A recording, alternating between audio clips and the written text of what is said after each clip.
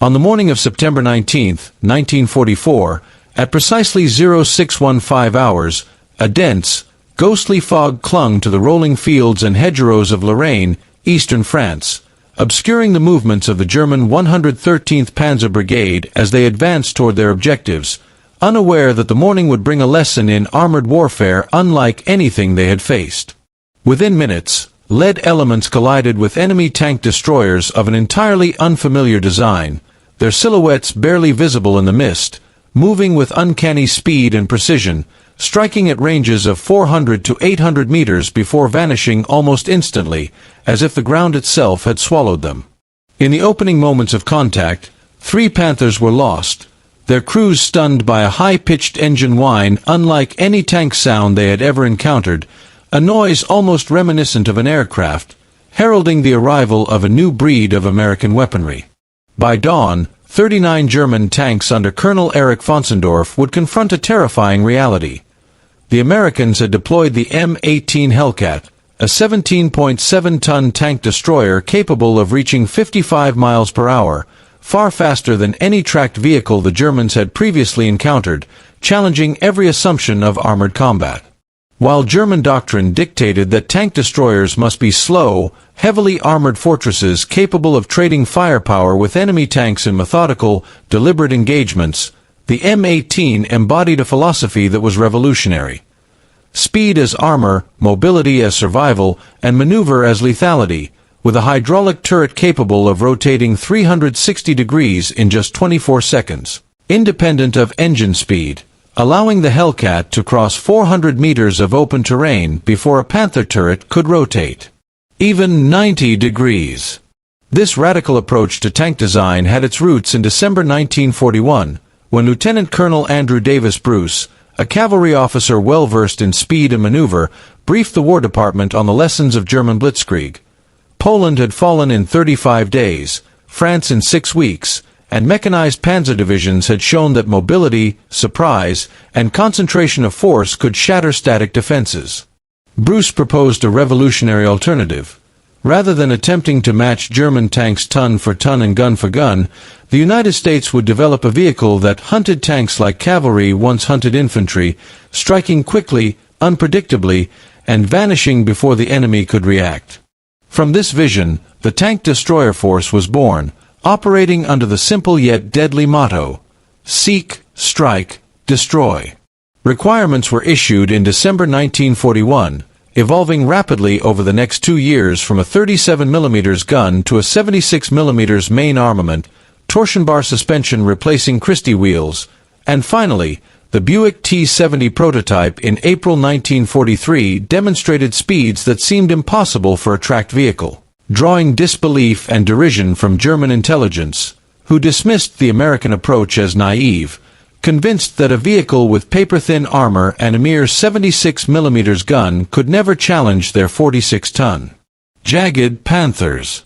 Yet by May 23, 1944, during the Anzio breakout, German troops encountered M18s in combat for the first time, reporting vehicles moving at speeds more associated with wheeled reconnaissance cars than track tanks, striking with precision before disappearing, their presence initially dismissed as exaggeration by Berlin, a misjudgment that would prove fatal. By September, the full consequences of American innovation became apparent as Patton's Third Army advanced through Lorraine, stretching German defenses and prompting Hitler to order a counteroffensive to recapture Nancy, deploying the freshly equipped 111th and 113th Panzer Brigades in a bid to crush the spearhead, only to collide with the 704th Tank Destroyer Battalion.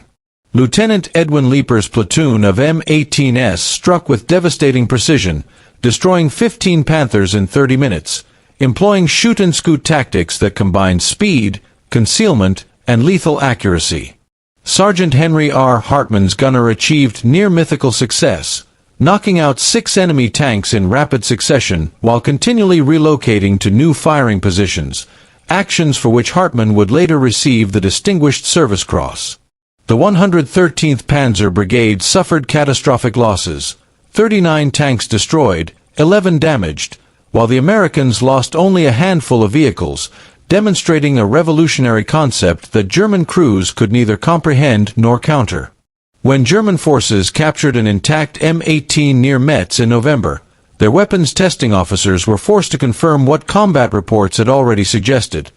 A vehicle weighing just 17.7 tons, powered by a 400 horsepower R975 radial aircraft engine, with a torsion bar suspension providing 14 inches of wheel travel, a torque-o-matic automatic transmission eliminating the need for clutching, a hydraulic turret traverse capable of 15 degrees per second regardless of engine RPM, and armor just 25 mm thick on the turret front and 13 mm on hull sides. Performance specifications that redefined the relationship between mobility, firepower, and survivability. The mathematics of armored combat had been rewritten. A Panther required 30 to 60 seconds to complete a 180-degree turret rotation under varying engine conditions, whereas the M18 could cover 400 meters in 16 seconds, fire, and reposition multiple times within the time a Panther could complete a single traverse. This speed, combined with the doctrine of high-tempo, hit-and-run engagements, required crews to adopt a radically different mindset. Drivers trained to maintain maximum velocity over rough terrain, gunner training emphasized rapid target acquisition and firing on the move, and commanders learned to pre-plan multiple firing positions, always thinking 3 moves ahead, while recruitment emphasized men comfortable with risk, capable of instantaneous decision-making, and willing to trade protection for speed. Despite its thin armor, which left it vulnerable to everything from 37 mm anti-tank rounds to artillery fragments, German infantry weapons, and heavy machine guns, the M18's constant movement, combined with terrain exploitation and coordinated platoon tactics, maximized survivability. In December 1944, during the Ardennes offensive, for M18s at Noville created the illusion of a larger defensive force, destroying 24 German tanks while suffering only 1 loss, delaying the 2nd Panzer Division, and securing critical crossroads for the 101st Airborne Division, a tactical impact that would resonate through subsequent operations. German attempts to adapt, prepositioning turrets, employing infantry, and using artillery, proved largely ineffective, as doctrinal rigidity, technical limitations in turret traverse speeds, psychological shock, and communication breakdowns prevented a coherent response to vehicles that refused to fight on German terms. By war's end, 257 minutes and 18 seconds had been produced, achieving a combined kill-to-loss ratio of 2.3 to 1 in Europe, with average engagement ranges of 650 meters and durations of just 2.3 minutes, though the vehicles spent 70% of their combat time in infantry support roles rather than exclusively hunting armor. Their impact extended beyond Europe. In Italy's mountainous terrain, the Hellcats' mobility allowed rapid redeployment between threatened sectors, engagement from commanding heights, and evasion of counter-battery fire, while in the Pacific, M18s supported infantry and demolished bunkers, often requiring improvised overhead protection against Japanese grenades and satchel charges.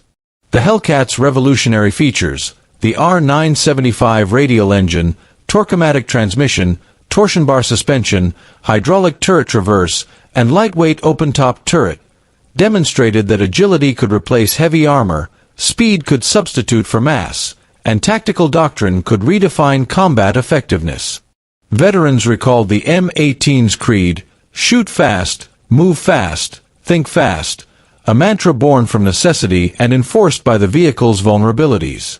The M18 influenced post-war armored design worldwide, from the Soviet PT-76 and BMP series, to Britain's CVRT, France's AMX-13, and Germany's Leopard 1, proving that mobility, rather than armor or firepower alone, could define battlefield success. The Hellcats' audacity, 55 miles per hour of American ingenuity, did not just survive war. It reshaped military thinking, teaching that survival in combat favored not the heaviest or best armed, but the fastest, most adaptable, and most innovative, and that sometimes the ultimate weapon is not armor or cannon, but velocity, unpredictability, and the courage to rethink what is possible. German crews, watching carefully aimed shots fail against disappearing phantoms in the fog, learned this lesson repeatedly across Europe, from Lorraine to the Ardennes, and in Italy, facing an enemy that turned their strengths into weaknesses,